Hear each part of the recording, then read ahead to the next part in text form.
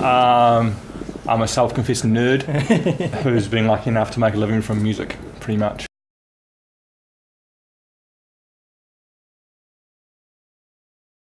How did you get into DJing? Was it sort of a thing that you were there other people around you DJing at the time? Was it something you were playing music? Ended up at a couple of parties and kind of just thought to myself, I want to do that. Yeah.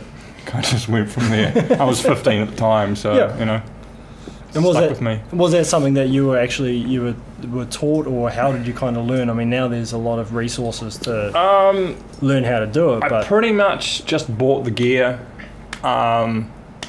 stood in the corner of DJ booths and watched people, asked questions. Yeah. If anyone was at Dubfire, you would have seen me in the corner going the whole night. I mean, it's kind of how I learnt DJing. There was a lot of guys kind of surrounding him that night. Yeah. So this is kind of, you know, just always enjoyed the technical side of things and just sat there and watched people and pick up from what they do, what I want, and kind of make my own take of it. Did you have a musical background anyway, or was it? Mum tried to get me to play keyboards, but I gave up after 2 months, which I'm actually regretting now. I think a lot of people did 6 months of piano. That would be so useful. I mean, when you started, was it turntables? You were vinyl, or was it? First started off with CD players.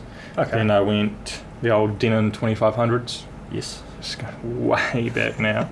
And then bought some decks and kind of acquired a pair of Technics 1200s for free. It's another story. And then just kind of over time, and actually I don't, and just ended up actually selling all my DJ gear to buy studio gear until Pioneer helped me out there. Yep. So, yeah. So you're now mixing on CDs and Tractor? Just, CD controlling Tractor. Yeah. A couple of other little units as well on the side. So was it what was the main reason you went on to Sick of burning CDs. Okay. Yeah. I think like most people that make the switch, when you're getting a lot of music and you have a lot of music, it's just so much a waste of time burning CDs every week. You can spend more time getting your set ready. And I personally think Tractor's absolutely brilliant. Yeah. And Serato is really good as well. I mean, don't get me wrong, they're both brilliant programs, but for me, I prefer Tractor.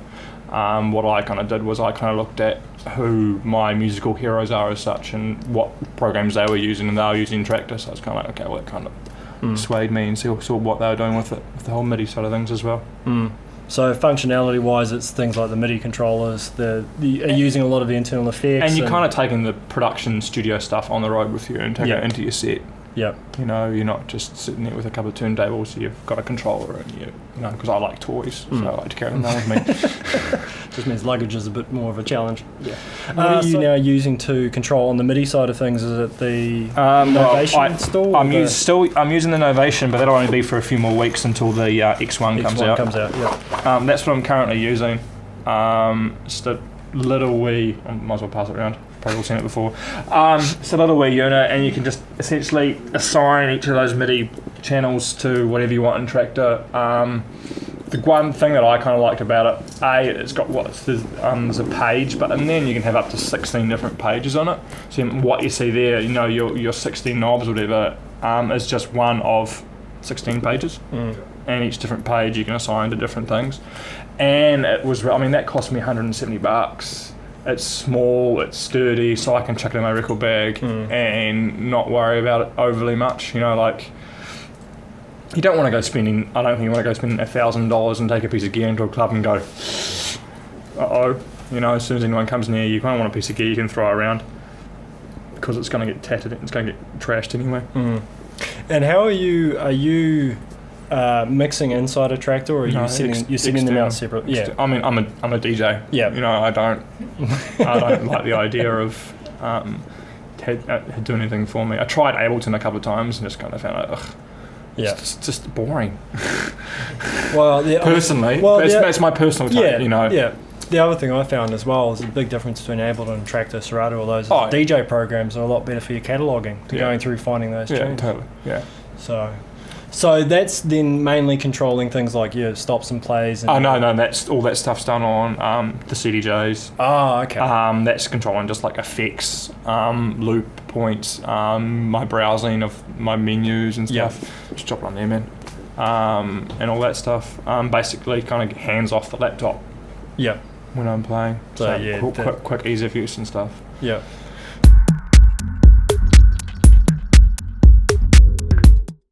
On Facebook, you were one of the first people to say that you had one of the 2000s as well. Yeah, functionality, I mean, I haven't had a chance really to have a play with them. Functionality wise, they're integrating a lot more, I understand now, with the... functionality wise, they rock. But I am kind of paid to say that. I guess you guys have all seen the YouTube clips on these units. Couple of really, really cool things, like being like a tractor or a laptop DJ. Whenever I show up to a gig, you know, I've got to get this out. Yeah. You know, then get my... You know, this is what it's like when you show up to a gig. You just pull cables out. While the other guys... and then you have to reach around the back of the mixer and plug this in. One end into there, one end to the mixer, and then hope everything's working. You know, it's not like you just chuck a record on and you're away. Now, the latest update of Tractor means all that is gone. You don't even need that anymore. You plug that into your laptop, and that goes directly in there. That's your setup done. In theory, I haven't tested it yet, but that is what it's going to be, and then you'll run the link cable between each unit, one to the other, and just play off that. That'd be nice. So now we just need to convince every bar and club to actually put a pair of these in there. Obviously, you've all seen the whole USB key thing. Just flick that little switch there up, drop a USB key in, and then you just simply press USB. You can access your entire library off the USB, SD for all the SD card that can go in there, or disc for the CD that you have on hand, playing various formats. Really cool thing called a tag list is that you can select anything on your SD or your USB and create a tag list, which is essentially the same of in the days of records, putting up records and putting them at the back of your crate because I want to play that one later. You can create a tag list and just go back to that tag list at any point. And the whole thing is just controlled with this knob which you press. And the other cool thing is with the whole link thing again, if I plugged that link cable from the units and then press the link button, I can access this one USB stick from both units. And your tag list, is the same. And your tag list is the same information on both units as well. Things like one thing for me, which is simple, but I've been wanting Pioneer to do it for ages, is they have lights behind your search buttons. You know, it's simple, but it's like, you know, it's like, guys, come on, you put lights behind everything else, these two buttons, and to me it kind of didn't make much sense, and they finally did that.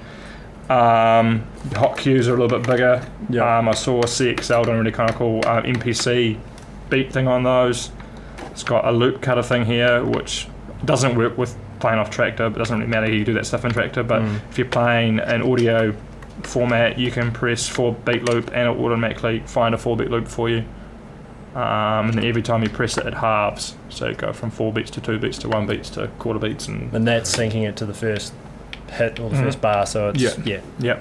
The whole needle search thing, basically when a track's playing, you can kind of essentially just drag your finger along here and you go through the track as it's going. The LCD screen is about an inch high now, as far as your waveform layout. Screen on it now as well. Yeah, and the screen is fully editable. Like you can change the brightness of the screen. Like when I first turned it on, I was like, flipping heck, need a pair of sunglasses to play with it. But you just go to the menu and edit it. It does MIDI and stuff now as well. It's got digital layout. Yeah, it's pretty freaking cool.